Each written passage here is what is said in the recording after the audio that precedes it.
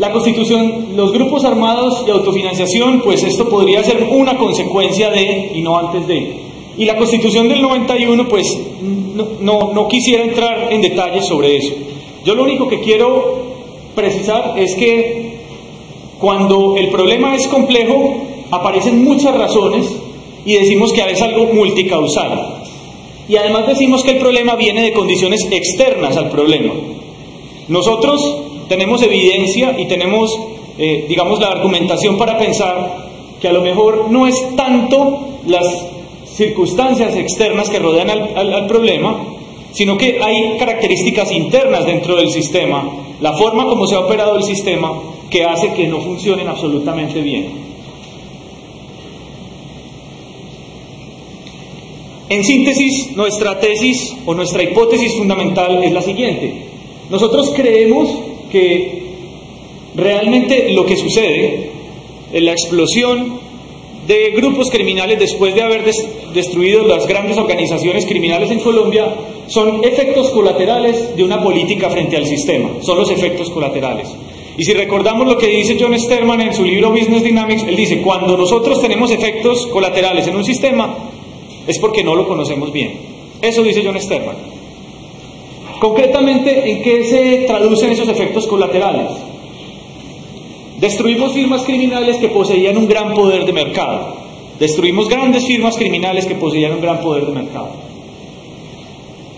Con esa destrucción estamos favoreciendo un modelo de competencia monopolística. Se sabe bien que exactamente no es una competencia perfecta lo que se ve en el mercado de las drogas, es más, es una competencia monopolística. La definición de competencia monopolística es una especie de competencia, pero donde cada agente tiene una especie de poder de mercado sobre el nicho en donde actúa. Más o menos es lo mismo que sucede en este tipo de mercados. Otra consecuencia es el favorecimiento a la promoción dentro de la carrera criminal de dicha industria.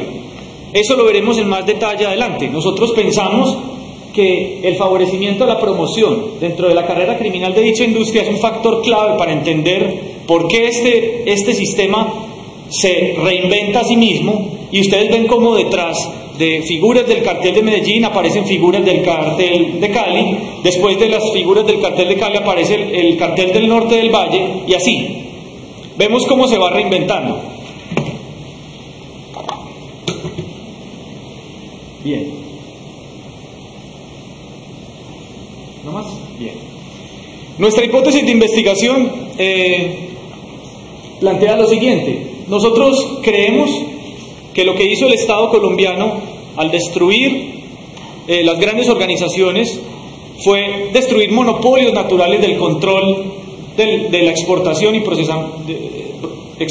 procesamiento de droga, favoreciendo la entrada de pequeñas firmas criminales.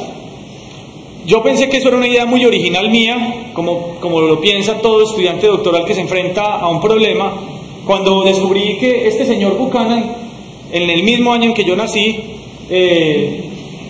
ya había pensado eso. Entonces eso fue pues una gran emoción, porque de alguna forma estoy parado en los hombros de una persona que se ganó un premio Nobel, pero por otro lado fue como un poco decepcionante, ¿sí? Esta gráfica realmente no ayuda mucho, pero la traigo, digamos, en honor al señor. Es la única gráfica que él tiene en su artículo, que se llama Una defensa al crimen organizado. Entonces es un artículo muy polémico donde él escribe diciendo un argumento del siguiente estilo: si los monopolios en los ambientes legales son indeseados porque restringen producción y suben precios, esta misma lógica debería bastar para hacerlo en los entornos ilegales: restringir producción y subir precios. La política norteamericana lo que quiere hacer con las drogas es restringir producción y subir precios, es lo que siempre quiere. Y uno de los indicadores del fracaso de la política norteamericana es encontrar niveles bajos de precio y niveles altos de pureza. La figura de Buchanan dice lo siguiente: si aquí tenemos los recursos invertidos en policía y aquí los recursos de la actividad criminal, nosotros podemos ver cómo a medida que aumentan los recursos, pues va cayendo la actividad criminal. Pero estos recursos no crecen de una forma exponencial, sino que tienen como una especie de resistencia, ¿sí? En todo caso, en una situación de competencia, el equilibrio estaría en este punto. Sin embargo, en una situación de monopolio, el equilibrio estaría en esta parte de acá. Es decir, el monopolio impide menos recursos destinados al crimen y menos recursos destinados al fortalecimiento, pues a la capacidad policial. Nosotros hemos elaborado otra pequeña gráfica que puede explicar un poco esto. Si nosotros tenemos las cantidades y el precio, y esta es una curva de oferta y esta es una curva de demanda, cuando nosotros tenemos un monopolio, se fijaría el precio en esta situación, en este punto. Destruir el monopolio y fragmentar la industria cambiaría la pendiente de la curva y lo llevaría a esta posición. ¿Sí? Entonces, en una industria fragmentada tendríamos menos precio y más cantidad. Bueno, un artículo muy interesante que apareció recientemente, afortunadamente fue cuando yo ya había empezado el doctorado, o sea, claro que eso es como gente que llega y lo alcanza uno y dice lo que uno quería decir, es Poré y Tejedro. Esto es una profesora francesa y esto es como un estudiante de ella, y ellos escriben un trabajo muy interesante diciendo básicamente lo que yo estoy diciendo. O sea, diciendo que en el mundo criminal también suceden cosas de competencia y que destruir grandes firmas criminales es favorecer una competencia. Alguien me explicaba en estos días que yo por ejemplo, he consultado con expertos en los Estados Unidos que hablan de esto, con el profesor Peter Reuter, por ejemplo, y él me decía que él no entendía esa concepción de monopolios. Sin embargo, esta persona sí lo plantea muy bien. Entonces yo le preguntaba a la persona que por qué se daba esto. Y él me decía, mire, es que en Estados Unidos ellos no perciben el monopolio, porque ellos lo que tienen son muchas firmas que ellos lo que perciben es la competencia del tráfico. Mientras que nosotros y otras personas están más abiertas a comprender la dinámica que tienen países productores. Bien. Entonces, con base en lo que hemos mostrado, que es la introducción a nuestra, digamos, lo que subyace debajo de la teoría de nuestra hipótesis de investigación, tenemos la firma criminal.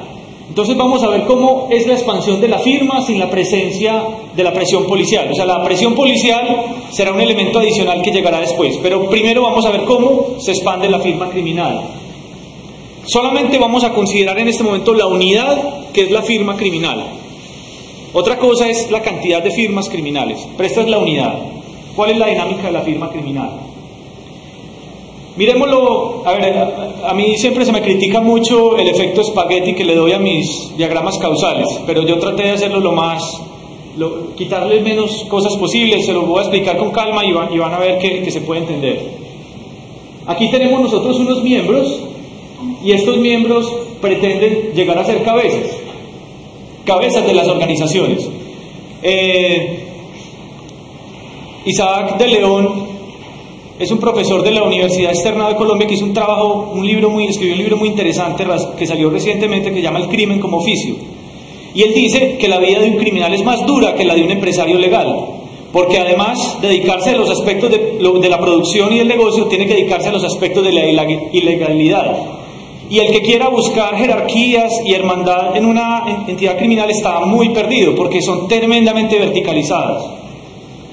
Entonces, estos miembros pretenden ser cabezas, sin embargo, hay un ciclo de balance que les impide llegar a promoverse. Estas barreras que hemos llamado barreras a la promoción vienen por un lado por las características de monopolio que quieren tener, el poder que quieren tener las cabezas sobre los miembros de la organización, y por otro lado de los recursos que tienen los miembros de la organización. No todas las personas cuentan con los recursos de los que disponen las cabezas de las firmas criminales y por este hecho no tienen poder para promoverse como cabezas. ¿Sí? Entonces este sería un primer balance que impide la promoción. Sin embargo, estas cabezas generan recursos y estos recursos les da una capacidad de contratación. Esta capacidad de contratación genera contrataciones efectivas, se dan los miembros y estos miembros hacen las transacciones ilegales. Las transacciones ilegales les permiten una porción de mercado y esa porción de mercado les garantiza unos recursos que permiten que haya un ciclo de refuerzo y un ciclo de balance. ¿Hasta cuándo crece la firma criminal? no se sabe. Si uno mira